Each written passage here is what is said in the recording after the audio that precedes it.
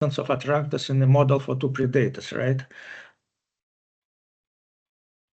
Yes, Here, I may speak about this coexistence because I don't speak about all these slides.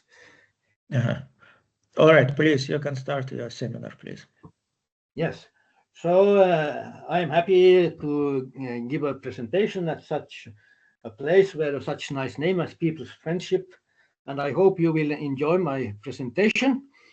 And I observed that this year it will be 100 years since the birth of Lumumba, and Lumumba was a friend of Nkrumah, and Nkrumah, and I was a friend of Nkrumah people in Ghana, having a lot of mathematical projects with them, so I think I'm a little bit connected. Mainly my projects are on dynamical systems with applications then to predator-prey systems, other biological, and also to epidemiological systems. And I'm always open for comparison if you feel that here will be some interesting question. And I am bad at fixing money, but I can maybe fix the mathematics.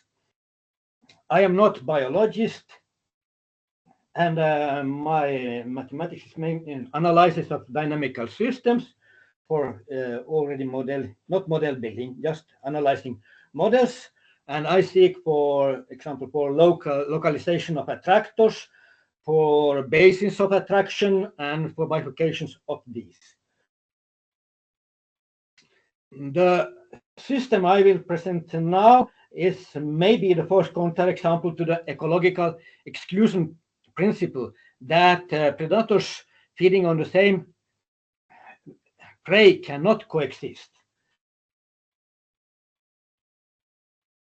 And this is so they can coexist here because this is a counterexample. And we make some essential assumptions. First, that the prey growth is restricted, and the other is that the predator is not killing more than eating. We have a Holling type tropical function there.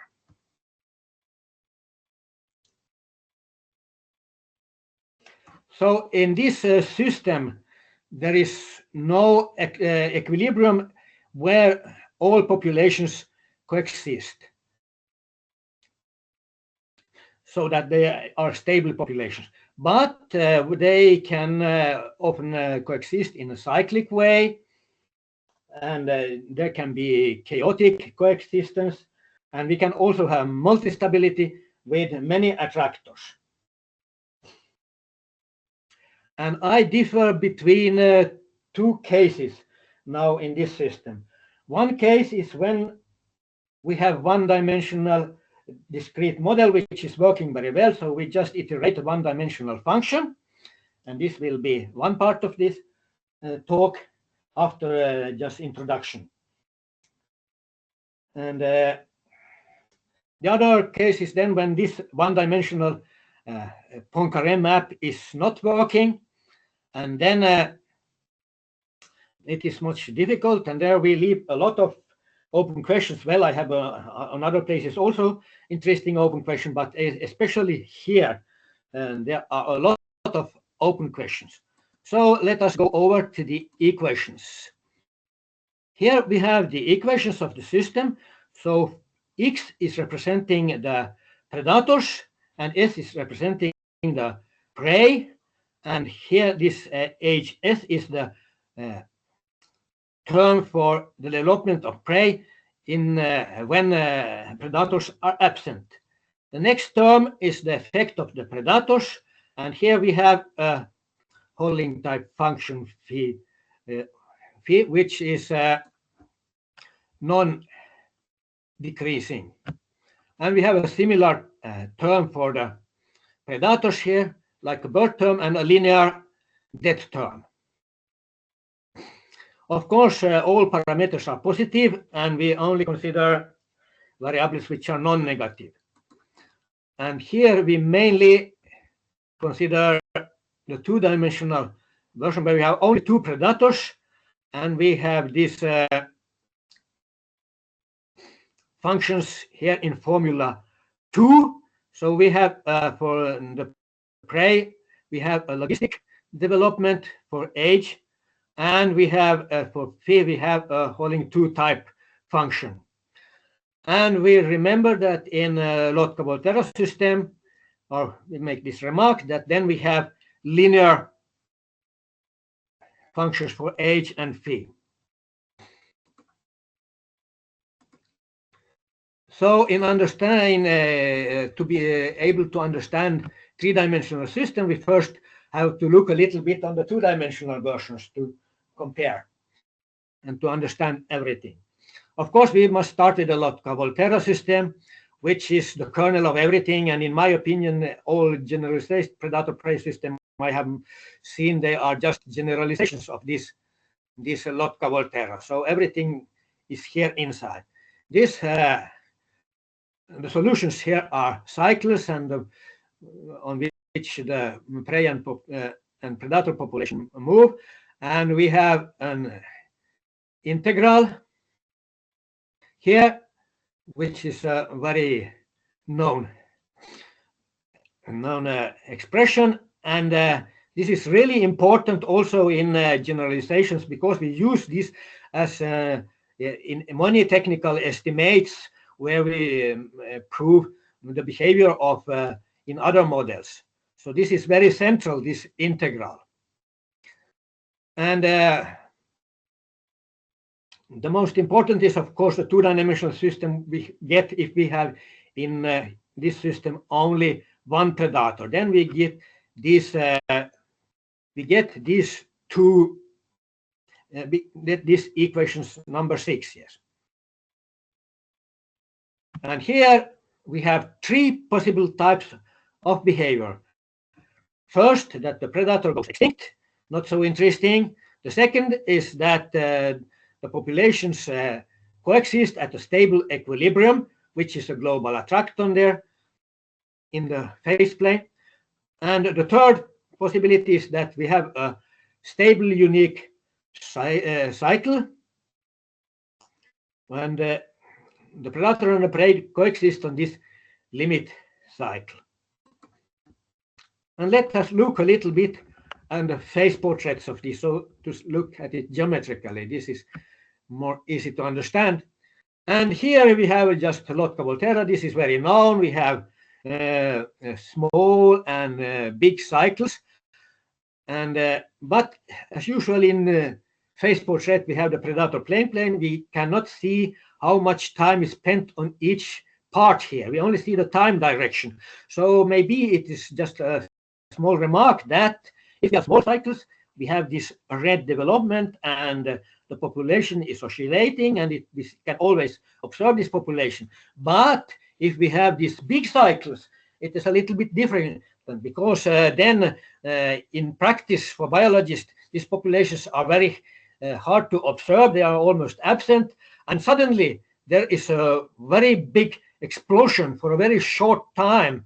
And this might be, for example, here in the north on the level of Murmansk, we can have these lemming invasions in villages, and this in practice can make some problems for life.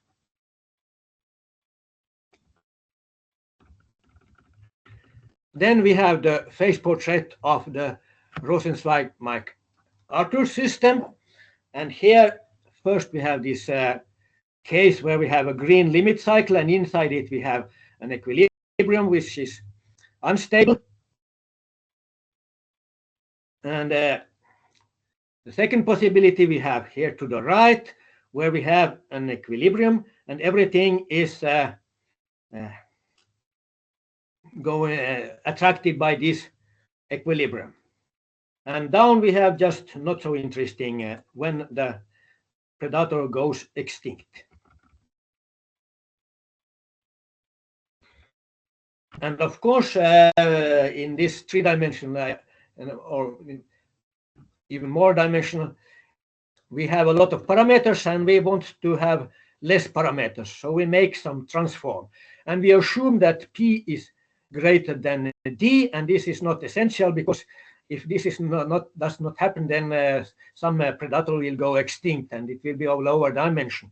So we make a time change and a variable change, and then we get this equation 7, and we will concentrate on these equations. on the parameters here. So mainly I will speak just about these parameters. We have 3 parameters for every predator equation. And in our case, we have with 2 predators, we have 6 parameters. So then, now I jump directly to geometric examples and describe this local behavior here. So this is the main. We again suppose lambdas are less than 1, because otherwise also the dynamics is such that one predator will go extinct. So we always suppose these lambdas we had, there will be less than 1. And here is the one typical example in this case. So we have always we have here 2 equilibria on the prey axis. We have origin, which is saddle with 2-dimensional stable manifold. The predators go extinct in the predator plane. And we have on the prey axis, we have a 1-dimensional unstable manifold, which is also the stable part of the stable manifold for the other equilibrium O1. And in both coordinate planes, the predator prey planes, we have 1 equilibrium. In the first coordinate plane, we have equilibrium which is globally attracting in this coordinate plane, like you saw in the Rosenzweig-MacArthur equations. And this is here, that's a saddle, because we has an unstable manifold going outside in the space. And in the second coordinate place, we have a limit cycle, and inside the limit cycle, we have this equilibrium P2, which is also a saddle, but it has 2-dimensional unstable manifold inside this limit cycle. And we have a 1-dimensional unstable manifold. So this is how it is looking like near to the coordinates plane. This is locally near to boundaries. Near to boundaries, it is looking like that. This is one important example. And then we have the next, we have 2 types of example we mainly consider here. And we look at the next example. Here we have the same equilibrium origin and O1, and we have again 2 equilibrium in the coordinate planes, but now they are of different, because we have 2 limit cycles now. And so now this P1 will be a complete repeller, repelling in all directions. And this P2 is still a saddle with a stable 1-dimensional manifold.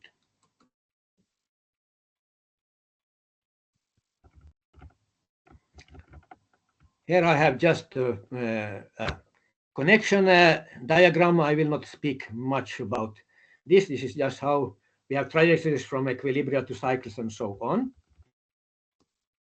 But these are our main examples. We should always remember this is to understand the more complicated things. And also because this is 3-dimensional and we wish to very important techniques is that we use the Poincaré map, and we define the Poincaré map on 2-dimensional surfaces, of course, and we observe that the zero is line for the predators is SR equal to 1 of these lambdas. So we can take, we will take for the definition of Poincaré map some part of a plane where S is equal to constant. This is one possibility. There is another better possibility is to, well, in some way, it's working more often, is to take it here on the zero isocline of the equation for the prey. And this is working if everything goes out from the intersection of these isoclines. If everything is rotating here outside, then we can very well, we can have a very good Poincaré map here, defined here. So we start here on the red, we go around here and come back. And this is the image of the Poincaré map we will iterate. So this is very important tools, and everything what I'm telling further is based on this, the properties of this Poincaré maps.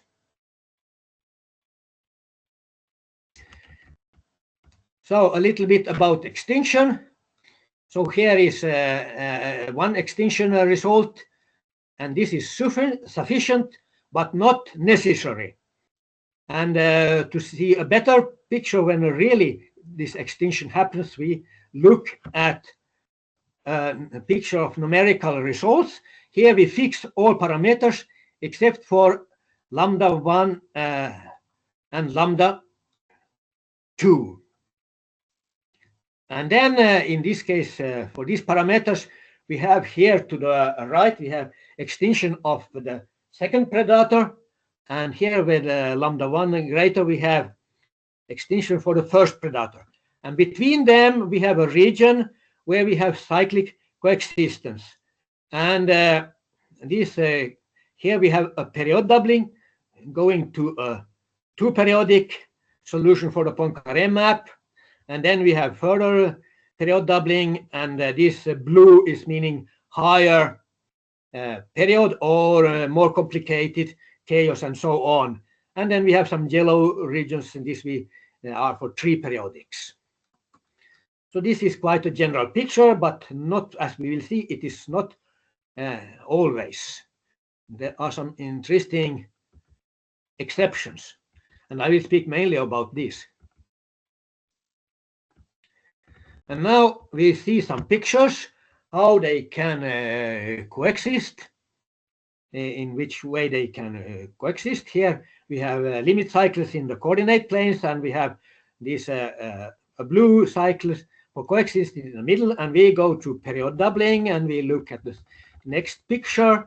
We have here a two periodic cycle, and we go further and further, and here we have I change the direction because this is better seen in that way. And here we have something looking like chaos.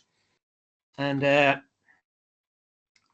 you can see here that it is almost like a two-dimensional tube where everything is going on. And about this, this is why we have this good approximation of one-dimensional map. I will speak a little bit later about this.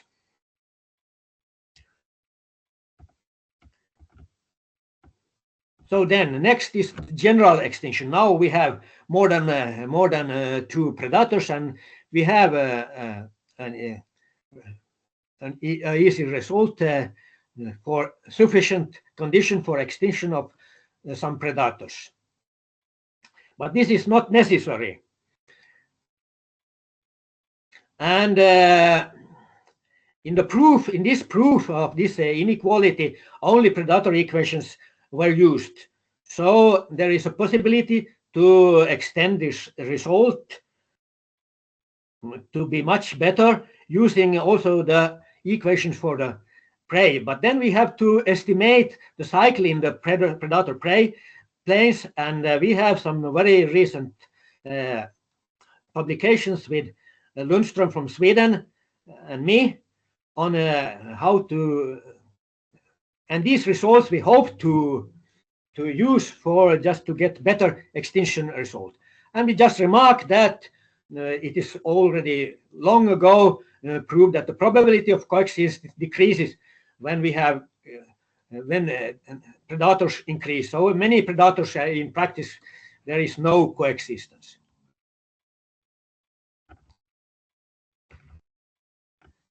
And just now some short something about numerical results. I now will fix all parameters except for A, and this is a typical situation that the first predator is going then extinct. Then we have simple periodic and then period doubling and so on, going to more complicated in the blue region. This is quite usually, but very often we also have exceptions.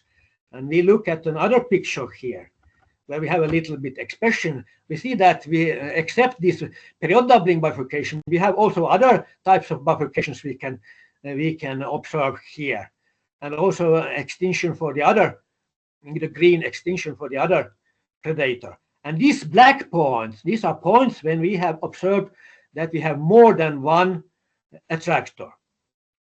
So we can go a little bit further.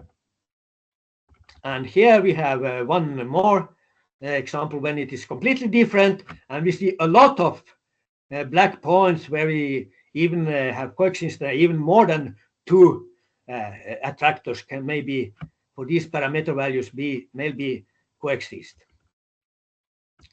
And some pictures just quickly, that here we have also this period doubling curve, but it is intersecting other bifurcation curves. And finally, this one. So now I stop this general part and I go to the case where we have a one-dimensional model. So we saw in one of these pictures, we saw that the motion is on a two-dimensional tube near to the attractor. And of course, then for the Poincaré map, this means that we have a almost one-dimensional map for the Poincaré map in this case.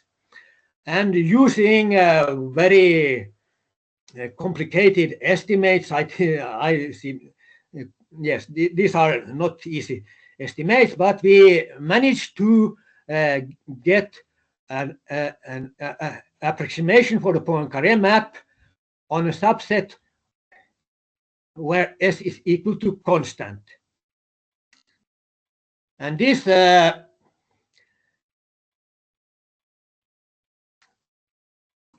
function has a very nice form. It has a very nice form of this type. And here the variable is the logarithm of the ratio of the predators. Of course, here we have to be careful because I know about the very recent results of Bieluch that we should be careful of telling results from these one-dimensional models about the higher dimensional correspondence. But here it seems, at least by numerical experiments, that we are very happy. We have a very good correspondence here. This is a very good description of what is happening in the original system, and we can use this map to seek in the original, because it is very heavy to do computations in the original, and but by this we can know where to find what we want. So we look a little bit about this very interesting bimodal function, which has application also in other places. And the graph of this function is here, and we have two critical points. Between them we have monotonic intervals where the function is monotonic. At the tails, the slope is weak, it is less than 1, and in the middle it is negative and can be greater. And it is important here that this graph is so that it intersects the diagonal here. If it does not intersect, then one predator will go extinct. For example, if we are here above, the first predator will go extinct, and if we are below here, the second predator will go extinct. So we will suppose that we always have this condition. And now we look at some properties of this map.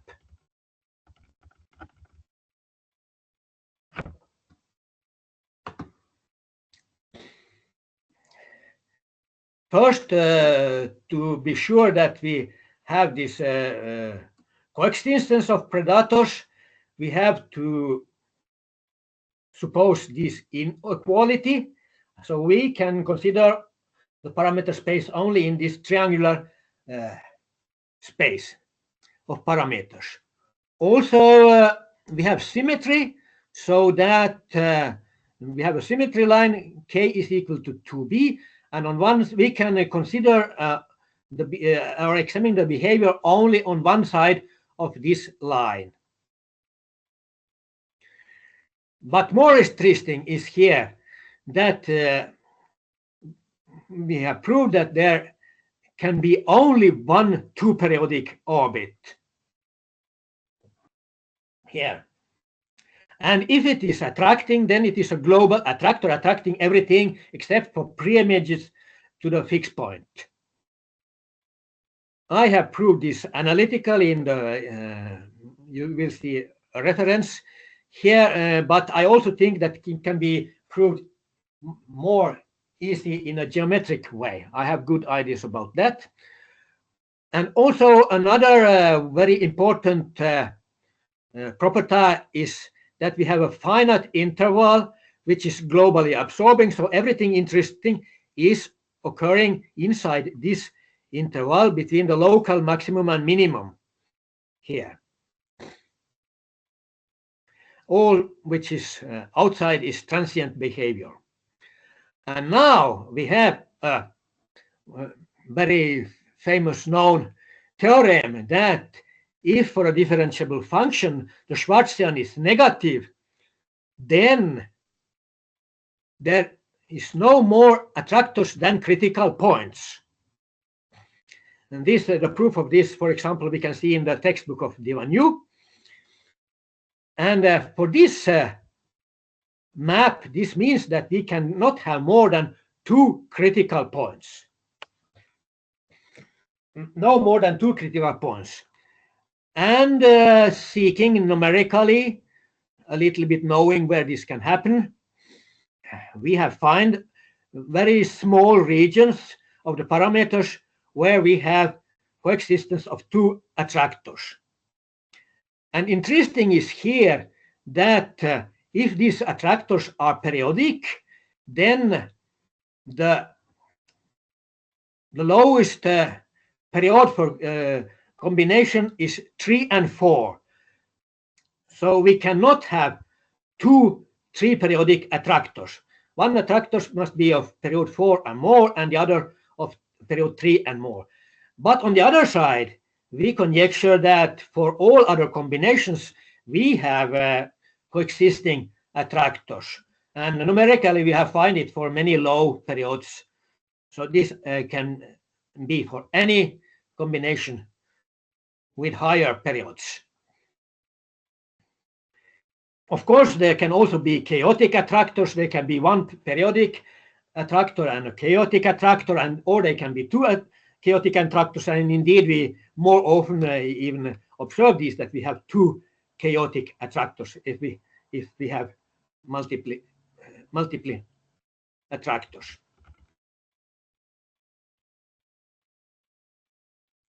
So a little bit about the behavior of the model. We look at this picture here.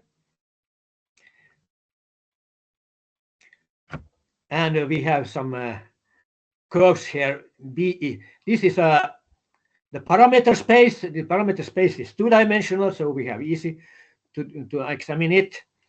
And each point here we have colored in different way depending on the behavior of the attractors. So left to the curve where B is equal to B2, the map is unimodal, and here we have exactly one attractor. It is unimodal around the positive critical point. And to the right, between when B is greater than B1, we also have unimodality, and we have only one attractor here around the negative critical point. So the interesting place is, of course, between these curves here in the middle, between these curves,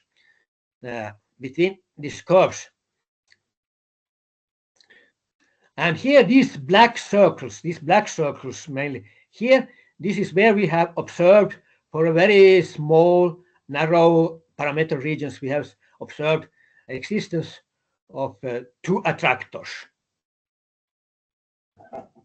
And the colors here are so that here in the middle around this symmetry line we have 2 periodicity, then we have a period doubling and we get 4 periodic, and then this blue is again, this is for higher period or complicated behavior, and this yellow will always be 3-periodic here. This will be in the future also, except that one case.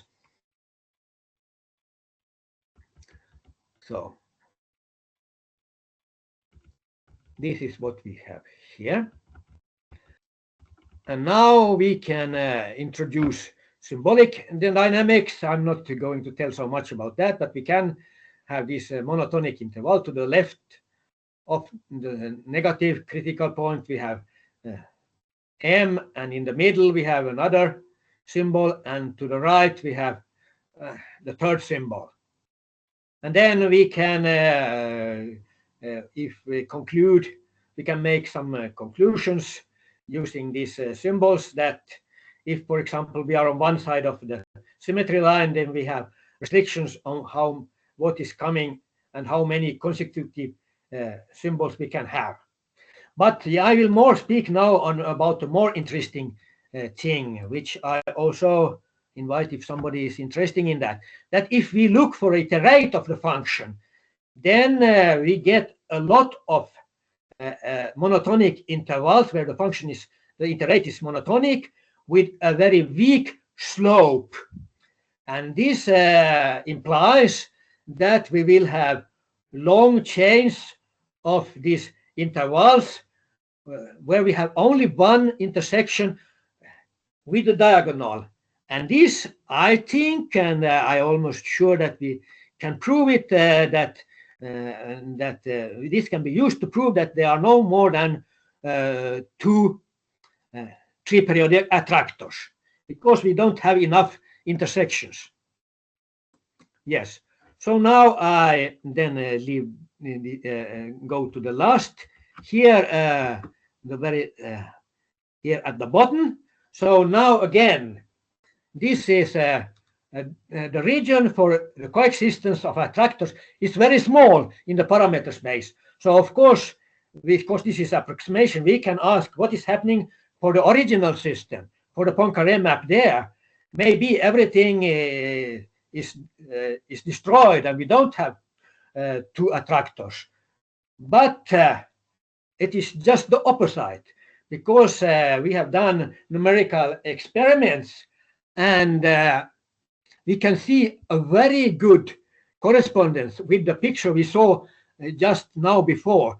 A very big, we can make a very similar picture for the Poincaré map, and this we can use to find in the original system what we want. For example, we want to have a 3 and a 4 periodic attractor, and then we can find it at these parameters.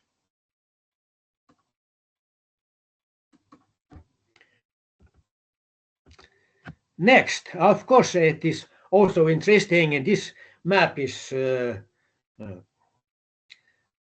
this map very special, but it is not very special. There are many related maps with the same behavior, and of course we can ask under which, here is a very general, the first is a very general similar map when we have a small slope at the tails, and in the middle we have negative slope. And we can ask which properties remain for if we use this very general map. We have experienced that a lot of, and there is a good hope for that we can prove a lot of similar results for very general maps.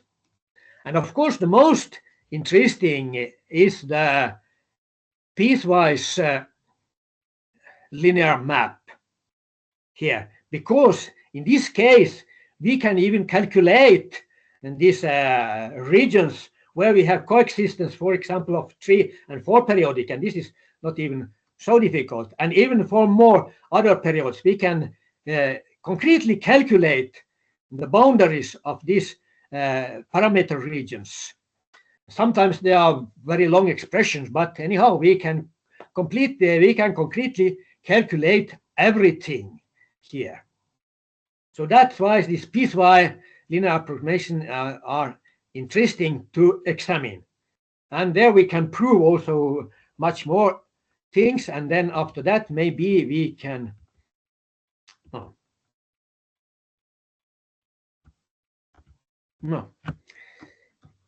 just here and the following. So here we have one example. I have a lot of slides here. I jumped just over with interesting results, but here is the most interesting, of course, with the we have 3 linear parts here with a slope less than 1 at the tails, and in the middle here we have a very strong negative slope. And here we can see on the diagonal, we can see this blue 3 periodic attractor and a red 4 periodic one. And in this picture, this red curve here is the second iterate, and the other cyan is the fourth iterate. Yes. So this is what is happening in. So maybe I leave this part of one dimension then, and we will discuss. We have a good time to discuss what is happening when the model is not working. Then I am not able to prove, because here if I start to prove things, it's always a long technical estimate. So this one dimensional was it is a very nice map. It is people enjoy it. But here this is also very nice, but it is not so nice to prove something here. And here I will give you a lot of open questions. So what is happening when the model is not working? Here we have one example. What can happen there? We have the prey axis is up here, and here we see that we have no such two-dimensional tube here. Is inside it is a little bit like spirals in some way. And what is this? We don't know. But at least this one-dimensional approximation for the Poincaré map will not work here. So this is a typical example when it is more complicated. And now we see from where what is this and from where does it appear. First, I was thinking about the counter, and maybe it arises from here. Here we have a saddle in one coordinate plane, and we have a unstable one dimensional manifold. And here what I have forgot is that A2 and lambda 2 here, they when they tend to 0, this we will get this contour. So it goes to the origin, and then here around the prey axis we go up to the other equilibria here, and then down again to this saddle. So now we are thinking about Shilnikov. And but we were working a little bit when I was in Nizhny on this, and it seems that even if we can generalize Shilnikov, we will not get the result we wish. We will not get immediate chaos like in Shilnikov. This is the case where we get just a closed nice curve, and then sometimes further this chaos will appear. So this will not solve our problem, but anyhow it gives us some information. So this was one dismiss. Now, to see the example where we have many attractors. Here in this case, we can easily see 4 attractors. Now we have the parameter space. Again, we have fixed all parameters because except A1 is the horizontal axis, A2 is the vertical axis, and here in the background we always have cycle behavior in the background. We have not colored this, and we see this yellow where we have 3 periodic regions, and we see here 2 even red when we have 4 periodic regions. These 4 periodic regions, they intersect here, and they also intersect with this 3 periodic yellow one here. In this, I can tell about this picture that you may think that this is not so nicely done, but it took me a long time to do it such nice, to see this very clear, because here the system, the calculation time is long, and to find all bifurcations, because this is very complicated. because many people suggest me just to use some package. No, in this case, this because we have these big cycles and this is going very low, this population sometimes, we cannot use packages. Nobody, at least nobody I know, managed to do it better. They just think that they find this significant, but they no, this is not easy.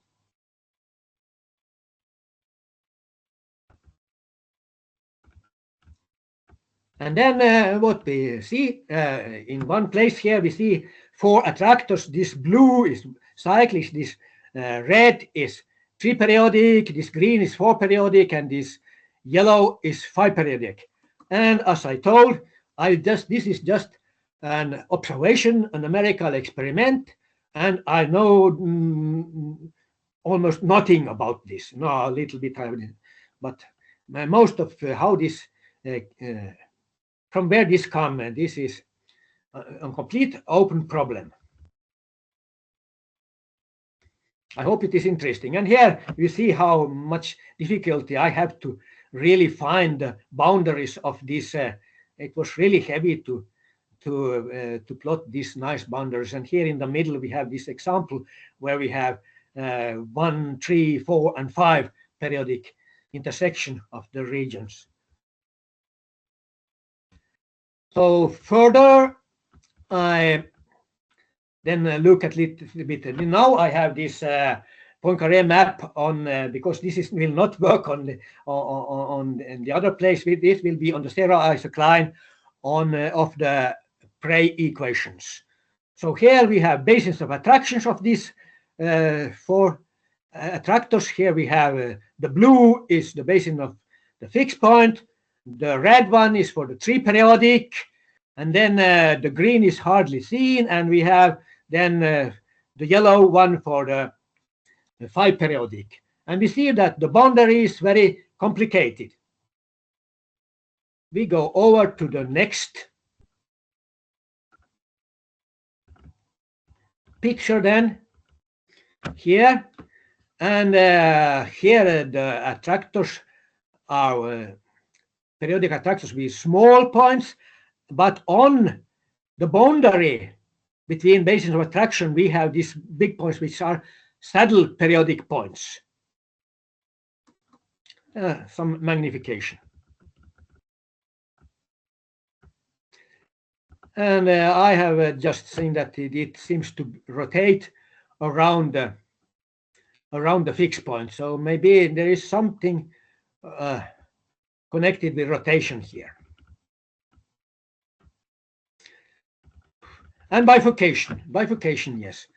And so here we have always this fixed point, the 3 periodic point, and the 4 periodic point. It is now I have to look what it jumps here to 3 periodic to the left and to fixed point to the right, and we have the 5 periodic. It jumps to the 4 periodic and to the fixed point to the left, but nothing more I understand about this.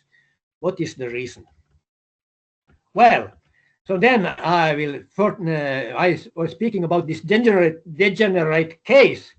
There is a group of young scientists in Berlin University. I think this is also some kind of friendship university. A lot of international people. And they consider when lambda 1 is equal to lambda 2, then we have a whole line of equilibrium of coexistence. Of course, this is degenerate, so this is destroyed with perturbations. But they have examined, they have a theory for bifurcation there of such things, and they find that from this line there arises a cycle, a coexistence cycle. So they prove this, that they always, under some conditions, of course, that there is a cycle. And I asked them some questions about this, and because I also observed in the Poincaré map, there is a rotation around this this fixed point for this cycle in the Poincaré map. And I asked them some questions. And they answer me that thank you for very nice questions. It will take us many years to answer these questions. So I was a little bit hopeful when I started experiments. Maybe I can see a Neymark-Zucker bifurcation when I increase this, go from this their observation from their cycle, and then I have a fixed point which I want to bifurcate, and it is a rotation, but this rotation stops at some point of this fixed point, and this fixed point, this bifurcates by period doubling, just the thing I didn't want to have. So this was also not, we cannot explain it in this way. And I was also trying to look at the bifurcation of the three-periodic and see what happened on this and this. And I see just that it, in some places, to the left and to the right, it just jumped to the thing I had before. So here I cannot get any, this is something, some strange jump. I don't understand. This is open question. I hope somebody is interested in. And then I finish, because now I think I have been speaking soon 50 minutes. So I also have the basis of attraction in this case, and looking at these things, these people from Nizhny, they told me that this is 1-3 resonance and that we should examine this, but nothing more. We have just this suggestion. So here this blue is the basis of attraction, and this is now in when S is constant, and we have this x1 and x2 are natural coordinates, and we have some small parts of basis of attraction where for the three-periodic and for the four-periodic. And going for something else, this four-periodic is absent, and we have basis of attraction for the three-periodic, and some more example we have here where we have the fixed point, and we have a chaotic attractor with 3 parts and the basis of its attraction. And now I think I have been speaking for 50 minutes. Is this right? So I will stop here.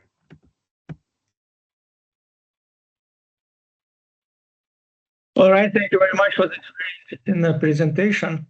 Indeed, it's such a complex dynamics and really very interesting. And it's really impressive that you do it not only with numerical simulations, but it is also possible sometimes, as you explain, to prove some of these results. This is what I would like to understand better, maybe to discuss a little bit. Could you please go to slide 22? 22, yes. I go to slide 22 here. It's with this Poincare map approximation. Yes. I remember this slide. This function f of v. I think that this is yes, this one. I think that this really is the key point here. Very important property of this problem of this model which you studied, that you arrive to describe this Poincare map. But how do you obtain it? You just do it. You just fit numerical results. How do you obtain this function f of v, the form of this function? Oh, this is a very. We have a publication. This was with Osipov from Petersburg. We were doing a lot of technical estimates, and we were very tired. But finally, we just on some parts we get a reason why to get such. So this is just one presentation. It is whole. I made this for Chinese people. They also asked this, the presentation from where this is coming, because this is coming from both technical estimates and also from assumptions that nothing very strong is happening on some parts of the trajectories. So this is a very long and complicated work before, and first we have a very more difficult expressions for this function before we been, and one Krushevich was suggesting this form, that we simplify it to this, where we have only two parameters. And then we were very happy, because then immediately I got it was very much easier to examine the original when we finally arrived at this very easy form. But this was a long road, and this is not easy to explain what are the main, because we explain on some places where the prey is very low, then we can integrate it, and it goes along integral curves, and also when it is very big, sometimes it is done.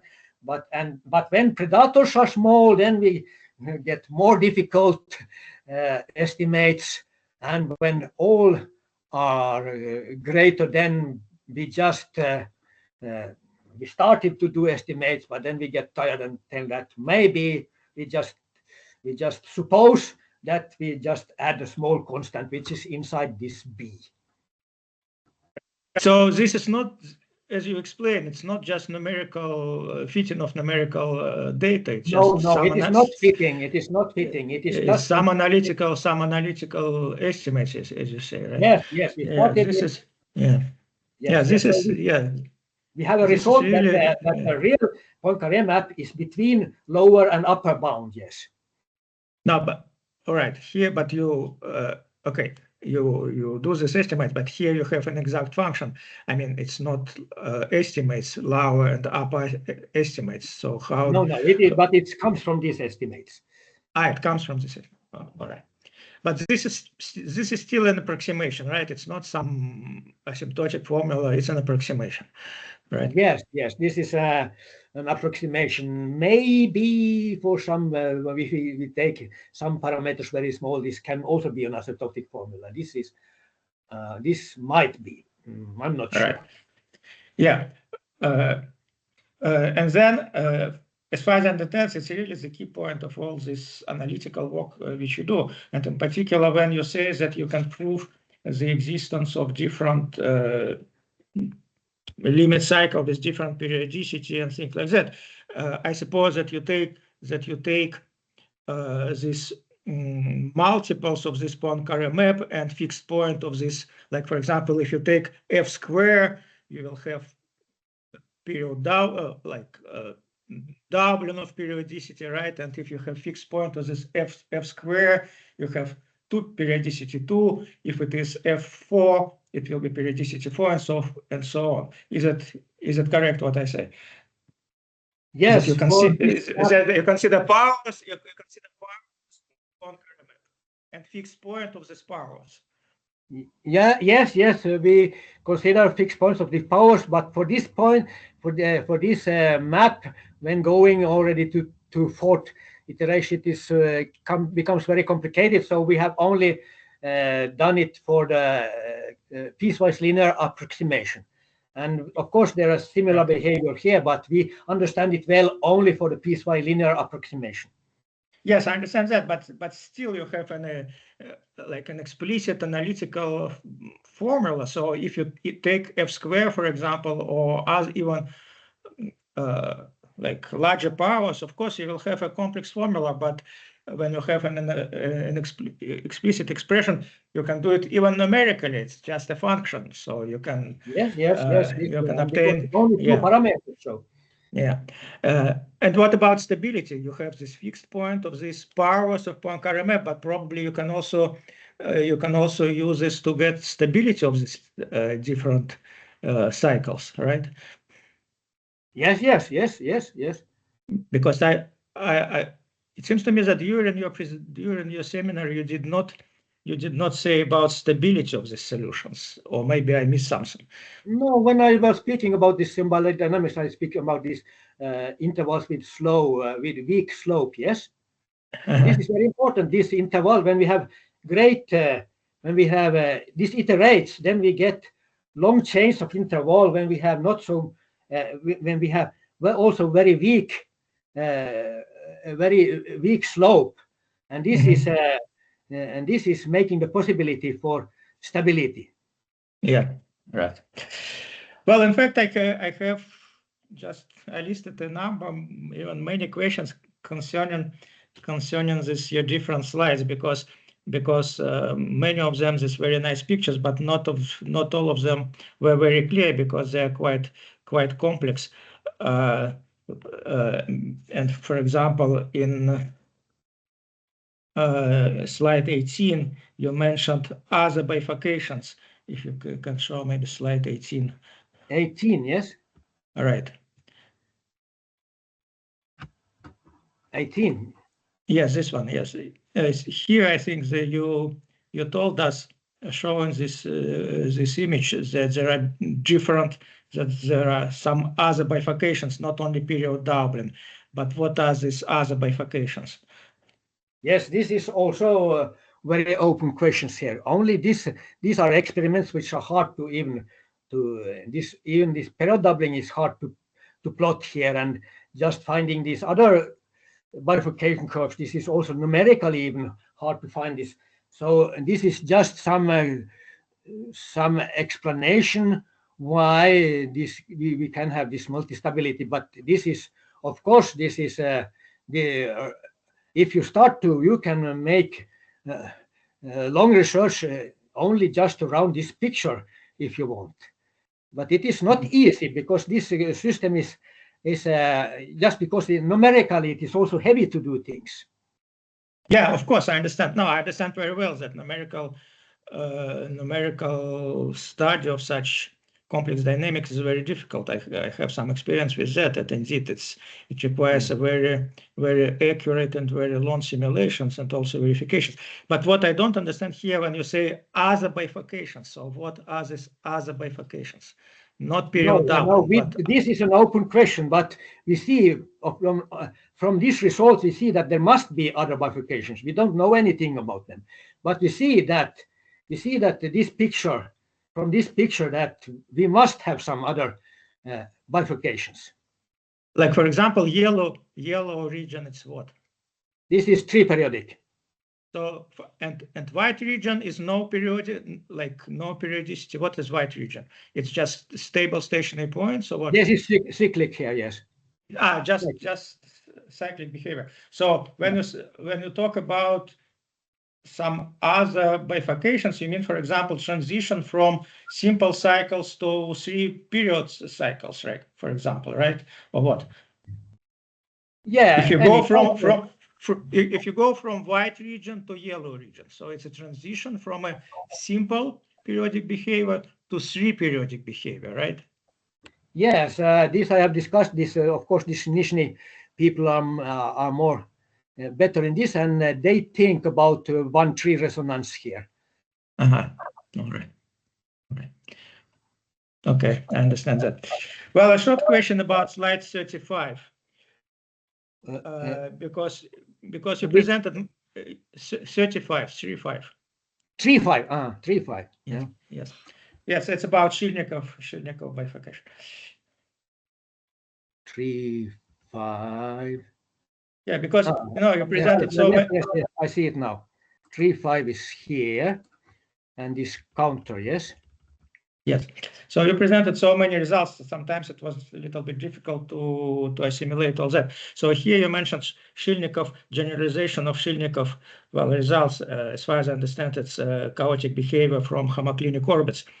And then you say about some generalization of these results. So could you please explain what you mean by generalization of the Shilnikov results? Yeah, because this is not settled focus. We are going through a chain of equilibria here. So this is not. It's not just a homoclinic orbit, no. Yeah, yes, it is not a homoclinic orbit here, but it is near to. It is something similar, but it is not the same. So we have to generalize it. Yes.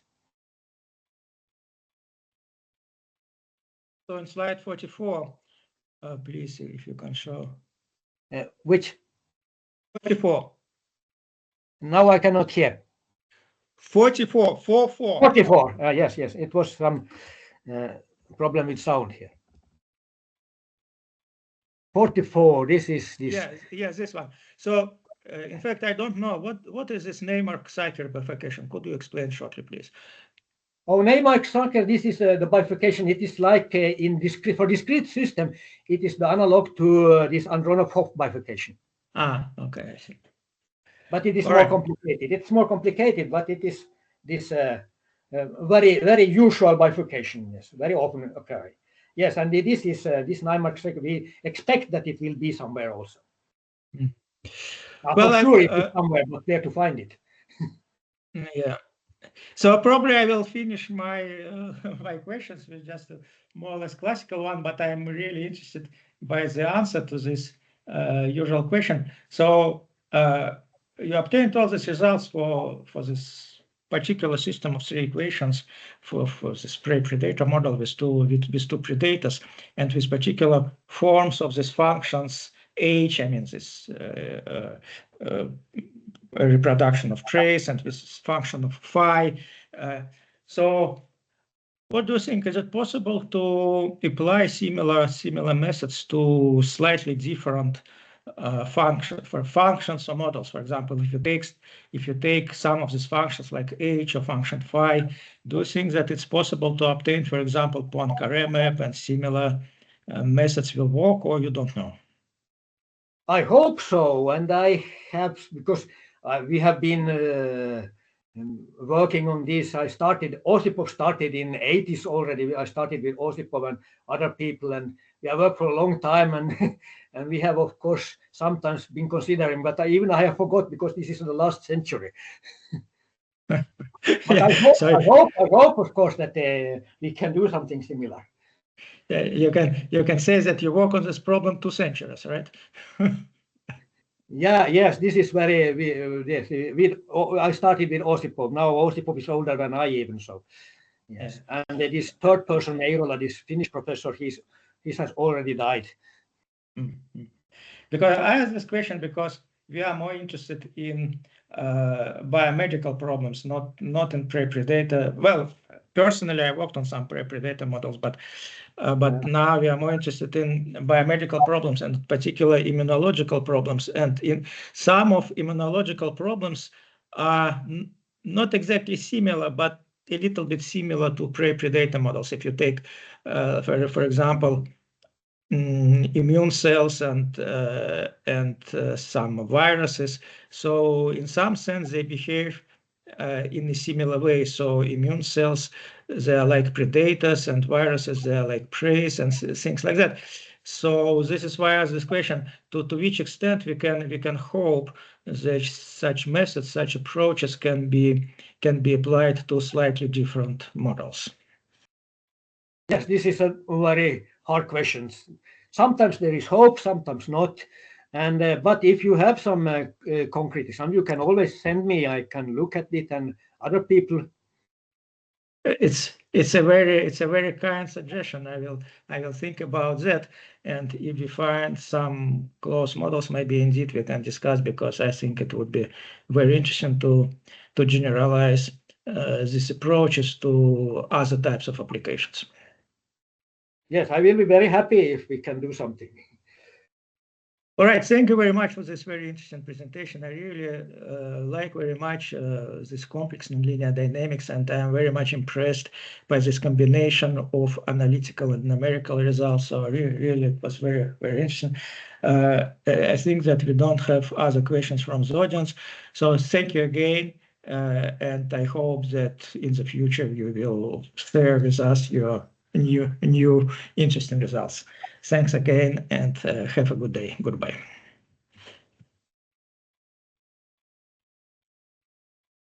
Thank you very much. Goodbye. Yeah. Goodbye.